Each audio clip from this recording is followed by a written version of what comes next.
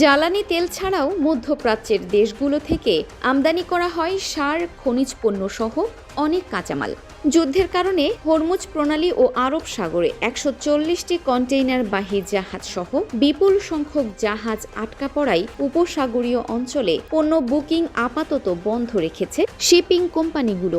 বন্দর ও ডিপোতে আটকে গেছে কোটি কোটি টাকার রপ্তানি পণ্য। এ কারণে লোকসানে পড়েছেন ব্যবসায়ীরা। এ অবস্থায় অতিরিক্ত জ্বালানি ও বীমা খরচ, নিরাপত্তা ঝুঁকি সহ অন্যান্য বাড়তি ব্যয়ের ক্ষতি পুষিয়ে নিতে কন্টেইনার প্রতি ৮০০ থেকে $১,৫০০ যুদ্ধ ঝুঁকি সারচার্জ আরোপ করেছে অধিকাংশ শিপিং লাইন। হরমুজ প্রণালী ঘিরে সংকট দীর্ঘায়িত হলে সমুদ্র পথে পণ্য পরিবহনে খরচ বাড়বে এবং পুরো মধ্যপ্রাচ্য কেন্দ্রিক বাণিজ্য ঝুঁকিতে পড়বে।